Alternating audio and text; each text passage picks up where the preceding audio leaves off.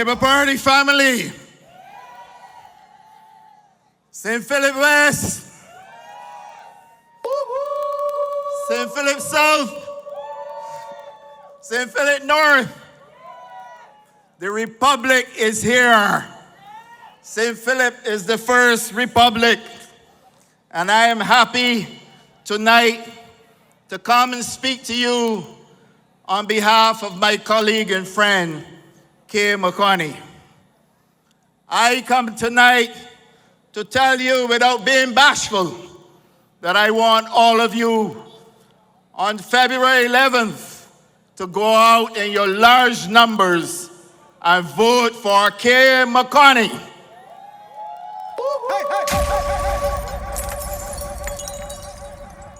And I tell you why I'm saying this. I'm saying it because I have followed the tumultuous season since elections were announced. And I have followed because I treat to elective politics in the 21st century as something that we shall do for the people, and that we ought not to treat politics as it was in the past, where you have big men coming on platforms to denigrate women.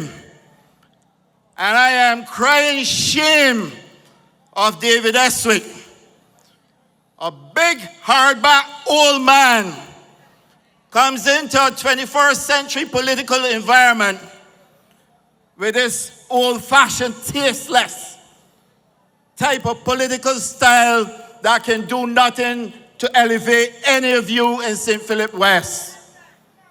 He has failed you over 4 successive terms in Parliament.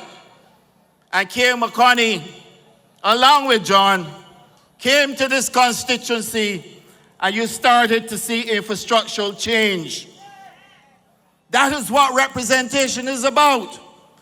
And I say to all of you, this is no longer a case of coming on a platform to show how stink you can behave. This is no longer a case of coming on a platform to call people prostitutes and whores. Where is this coming from? And that you, the people of St. Philip West, you are duty bound. You have a responsibility to dismiss this man and his political style. There is no place for it.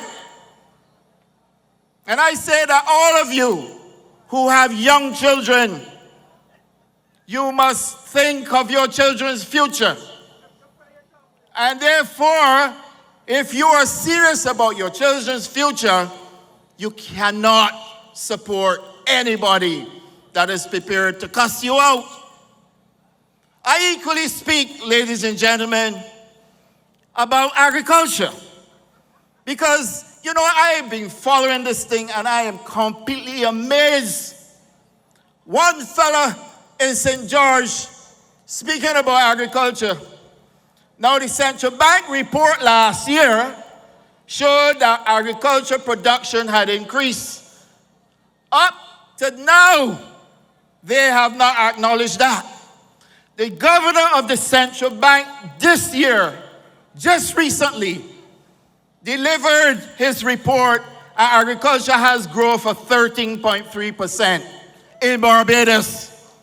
You know, I hear a fella who want to run in St. George North, but he left it to Tony Moore. He does not understand the difference between growth and decline. So he comes to you, the people of Barbados, and he says to you, agriculture is constantly in decline. A man grown, wanting to represent people, and does not know the difference between growth and decline. 13.3% growth cannot be a decline. And these are the questions that you have to ask yourself. How do you elect people who do not know the difference? And therefore, ladies and gentlemen, I speak to you sincerely tonight. Because it is these same people following a leader blindly. A leader who has come to the people of Barbados and said, that pork production in Barbados is down, and that this government and this minister has been allowing pork imports into Barbados to kill the pig industry. I want to say to you, ladies and gentlemen, be careful with the lies they are telling you. Pig farmers in Barbados had to reduce their production under David Eswick as the Minister of Agriculture.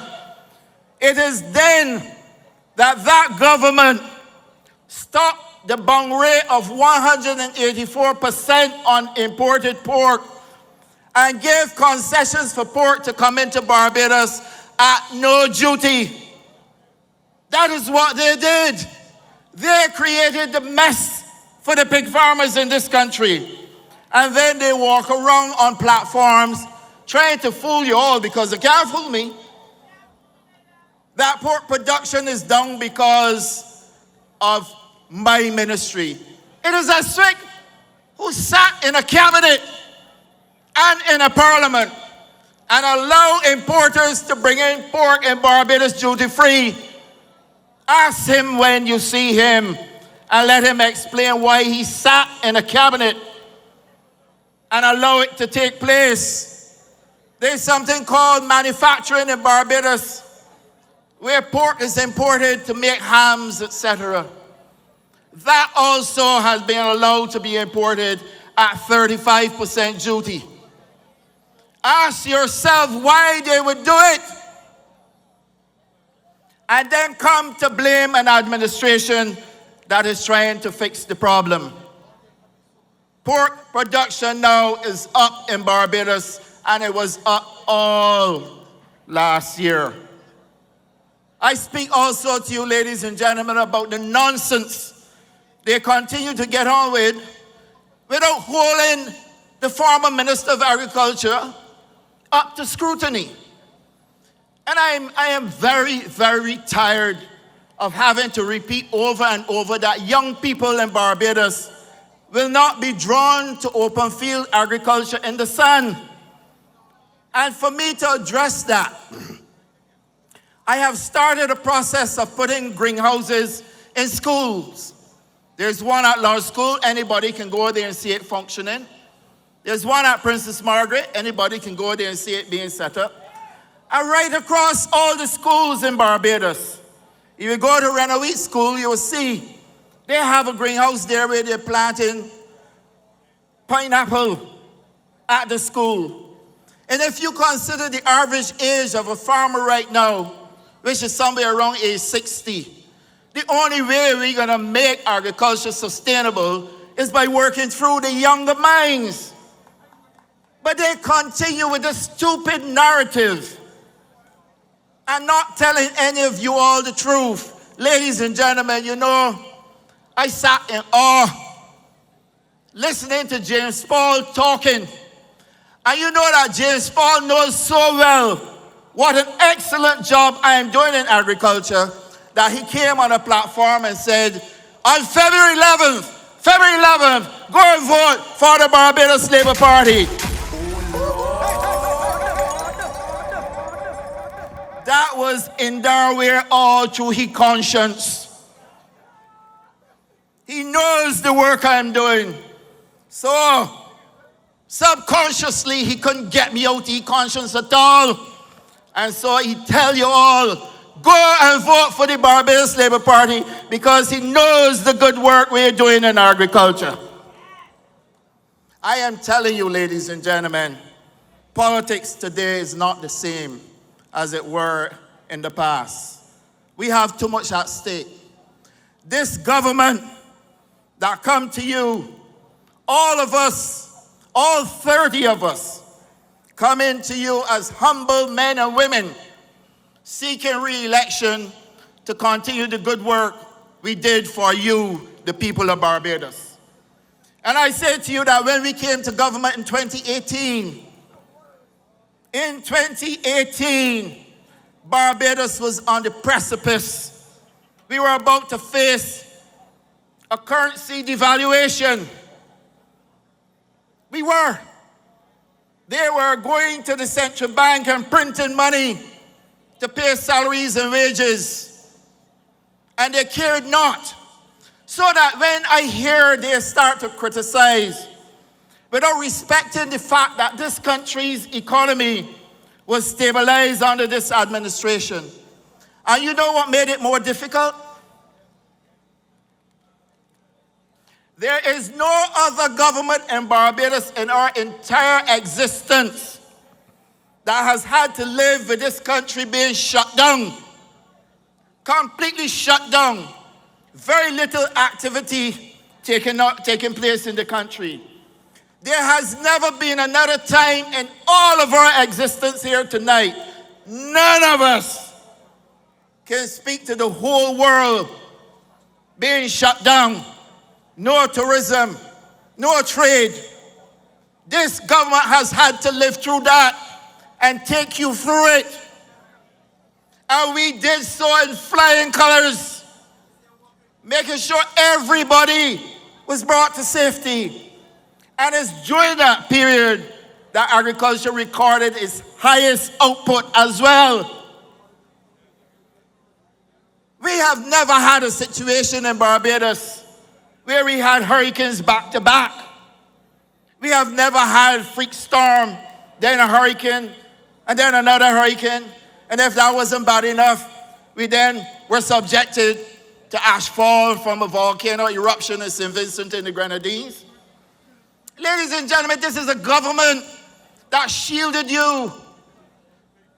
As we work through the difficult times, it's almost like taking a ship through rough seas. You can remain in your cabin comfortably, knowing that our captain, Mayor Amor Mortley, carried us through. Mayor Amor Mortley is the best leader and best Prime Minister Barbados has ever had for this 21st century. And I say so because I sit in cabinet with her.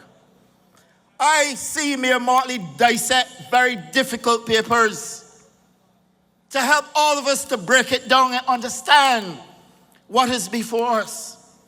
She has gone globally and take very difficult conversations to the world to make sure that we, the people of Barbados, get our fair space on this global map. This Prime Minister of ours has been able to appear on stages over the world that have most people that I have met as a minister going to conferences asking to have Ms. Mortley as their Prime Minister. And that is a very sincere comment. So that when we consider what is before us, you're considering a man who comes to Parliament, does not prepare for a Parliament, and I have had to take on the responsibility of standing up to him and telling him up front he must do better.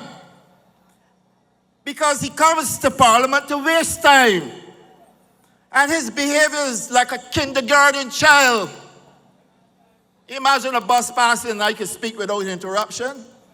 That's what we're doing, but we're here. He comes to Parliament like a kindergarten child. Mary had a little lamb. Mr. Speaker, tell them, let me speak in silence. Mary had a little lamb. Mr. Speaker, tell them, let me speak in silence. Mary had a little lamb. Mr. Speaker, tell them, let me speak in silence. Repeating himself for hours on end. And just because we have the third oldest parliament in the Commonwealth, it doesn't mean that we should engage in three-card behavior in our parliament. And his conduct is nothing short of a three-card man who comes to bluff and deceive. And that is what he will be doing to you, ladies and gentlemen. Bluffing and trying to deceive you. But St. Philip West, it falls to you to make sure that you stand up, rise up against that level of political perfidy and show that you are serious about your life, your children's life, and your children's lives by coming out on your large numbers on February 11th and vote for the Barbados Labour Party and Kay McCartney.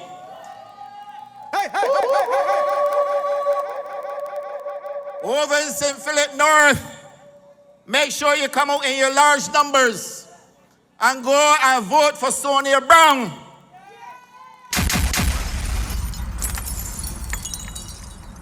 And of course, in St. Philip South, where we doing everything, come out in numbers larger than ever and make sure that I am returned to Parliament.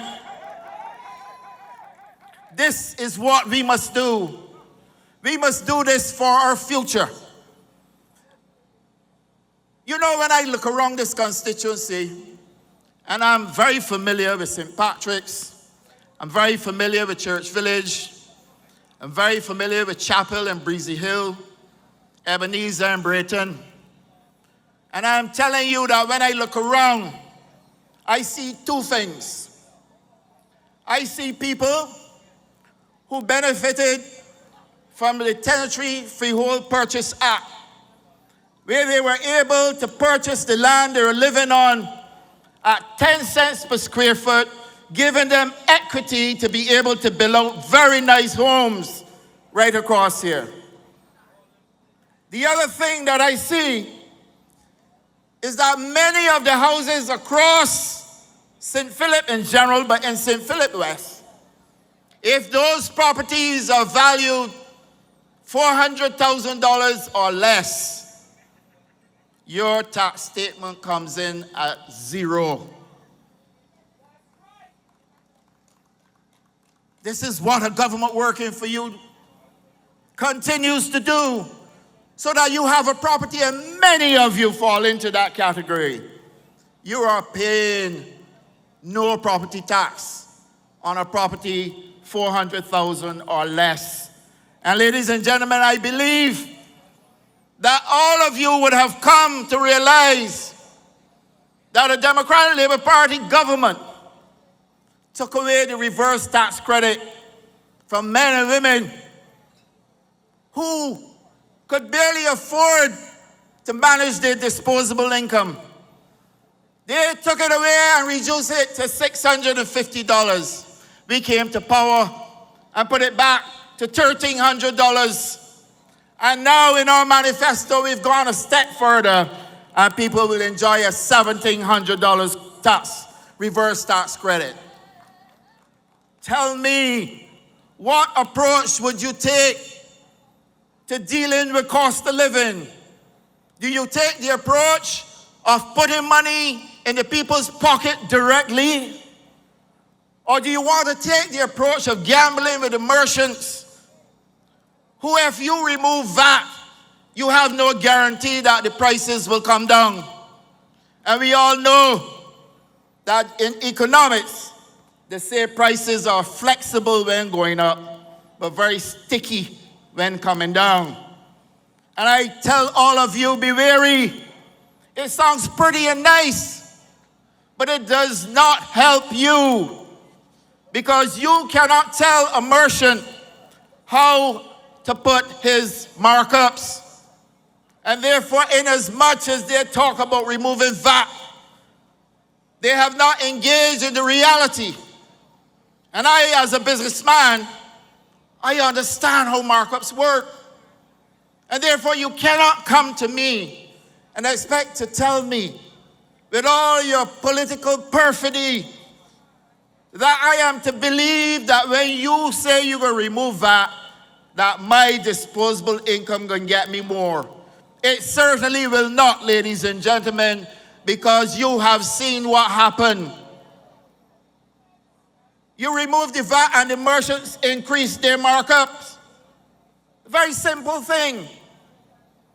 So the best way to deal with this is to put the money in your hands, give you greater disposable income so that you can make choices. You're not at anybody's mercy. If you go one place and you don't like it there, you put back your wallet in your pocket and you go somewhere else. And that in itself drives competition. That in itself will help you to make them bring prices down, not the removal of VAT. I tell you that with all sincerity. You are the ones, when you manage your disposable income, you drive competition, and competition drives prices down. Don't let anybody come and fool you with nonsense. And therefore, it's up to you, ladies and gentlemen. It falls to you. Tonight, when you go home, consider what stands before you. But I do know for sure that you know what you have, but you certainly don't know what you're going to get. And as it looks, whatever it looks like, it may very well be that. Because I have seen and heard sheer incompetence. And I don't say that disparagingly. I say it to you because it's absolutely true. Go and check for yourself. A man on a platform speaking and saying that he would introduce a seed bank to Barbados. Well, go up to the home agriculture station. We already building a seed bank and a tissue culture lab. But then when he tries to explain what is a seed bank, he's talking about taking seeds out of fruits and taking seeds out of vegetables. You know how long you're going to wait to develop those? Huh? But the rotation on cucumbers is 6 weeks. Then you got to take out the seeds. Tissue culture, you do it instantly. You take tissue culture and you create plants. So for a man to come and talk about seed bank, I have said over and over and over, Barbados will have a seed bank. Barbados is the only island in the Caribbean that will have a tissue culture lab as of the magnitude that we have in St. Philip at the home agriculture station. Go up there and visit it. That is what this is about. You know that many farmers across this constituency have been suffering water outages. And you would think that those water outages now start. No, my friends. All of the pumps in the wells are obsolete. That happened under the previous Minister of Agriculture. He is not worthy of a looking at all. As a matter of fact, he should be completely dismissed. Farmers know their plight. They know that when he was in power, all of those pumps could have been modernized and retrofitted or changed to suit modern times. They were not. I now struggle with the responsibility of helping farmers through these difficult times. And the times are difficult. I take you to what we have done. Now I hear that he said, if they get back a government, he bringing down the water rate to 66 cents. Now let me tell you all, ladies and gentlemen, I met with all the farmers in St. Philip. At my constituency office, they came in numbers. And we discussed what I can do to bring relief. And they said they do not like the rate at $1.80 per cubic meter. And I said to them in very plain and sincere language, what would you like to pay? Every man in that room told me $1.20. I left and told them, stand by. And I went to the Prime Minister of Barbados. And I said to her, I met with the farmers. They're not happy paying $1.80. I want $1 per cubic meter, not $1.20. I went below. And this is what the farmers asked for. So to come trying to mislead you and make you believe that we just pluck something out of the sky is wrong. And when people are out of connection with reality, this is what they do. His politics is out of connection with reality. Clearly, his policies will be out of connection with reality. But what is even more, there's a desalination plant that is coming, and there's the water reuse project. That water reuse project will help to drive the cost of water further down. So you don't have to engage in setting off government revenue in order to make a case. It is there before you already. And I find it very difficult to come to terms with the duplicitous approach to getting the message across to people, trying to persuade them to vote for you just because you say so. You have brought nothing to make the lives of people better. And if you are not conscious, let me remind you of your sufferings between 2013 and 2018. You know, they all remind me of there was this guy who went searching for money. And he went to a farmer and said to the farmer, I am looking to get some money. And the farmer said, okay, I have 2 animals here. I have a sheep and I have a dog. And the farmer said, you can pick one of the animals, but if you take a sheep, I will give you a large sum of money to look after that sheep. And the fellow went and picked up an animal. And the farmer shouted, hey, you belong to the Democratic Party? And the farmer, he said to the farmer, why?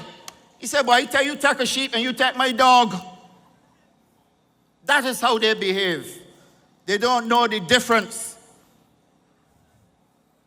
But they want to run a country. And I say to all of you, be careful. Because you are duty bound to make sure that you make the right decision. And in making the right decision, St. Philip West, I am telling you, listen to James Paul. Vote Barbados Labour Party.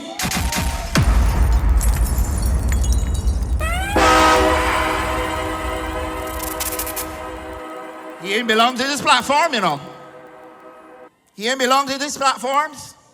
But he is telling you what to do. And so therefore, from this platform in St. Philip West, I am saying to all of you, ladies and gentlemen, rise up. On February 11th, come out in your large number. Vote for Kerry McCartney, vote for Kerry McCartney, vote for Kerry McCartney. In St. Philip North, vote for Sonia Brown, vote for Sonia Brown, vote for Sonia Brown. And in St. Philip South, Indar's the man, Indar's the man, Indar's the man. Good night, ladies and gentlemen. I'm obliged to you. May God bless all of you.